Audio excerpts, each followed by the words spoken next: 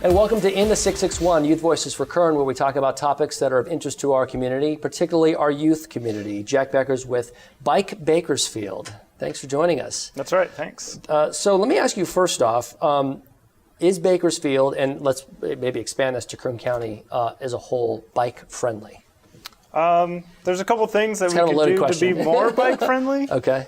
So we do have bike lanes on the streets. That's one of the things that helps. Getting more bike lanes, bike routes. We have a great multi-use path for the Kern River Parkway. It's a wonderful 30-mile continuous bike path, which helps people get from the east to the west.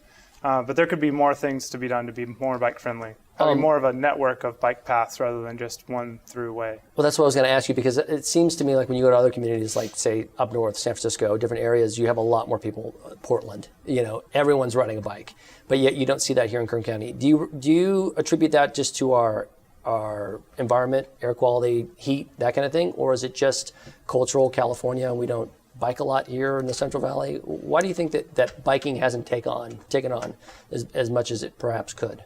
Well, some of it could be like the cultural makeup of Kern County. We're kind of spread out a lot further than those Bay Area or Southern California cities that are more bike friendly. So it could take a little bit longer to get somewhere. But we do have some great advantages. It's sunny a lot of the time. It's also pretty flat in Bakersfield. We do have some hills on the east side.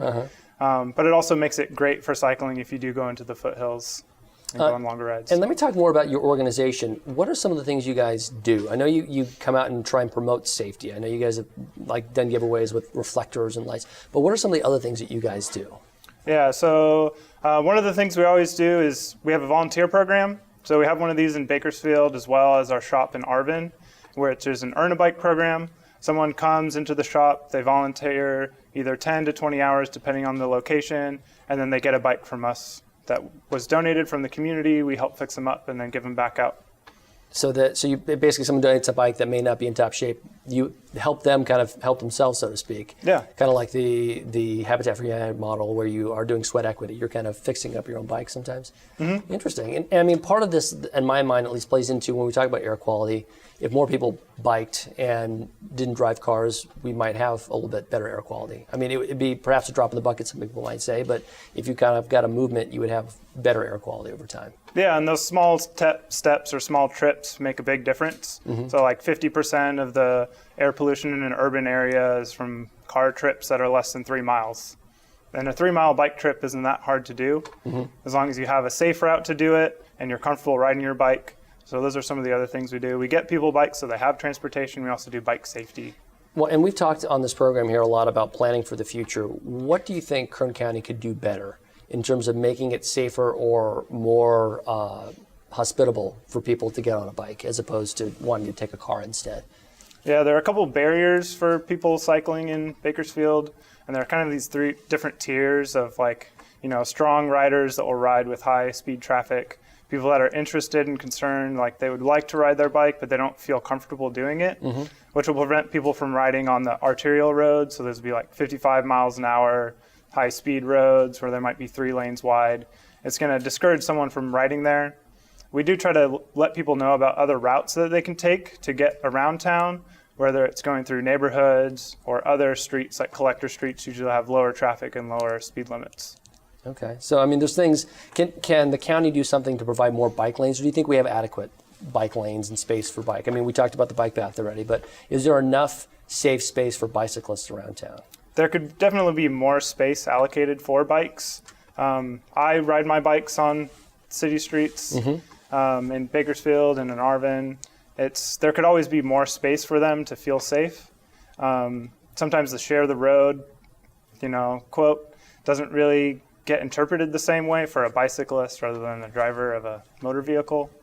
So some of those things would help too. Just understanding rules of the road more, who should be doing what at what times. From a person who doesn't bike all that often, I mean, when you mentioned driving down perhaps Rosedale Highway, which is a high-speed thoroughfare, I would imagine that's, like you were saying, kind of a fear-inducing factor for a lot of folks that they'd be intimidated by doing that.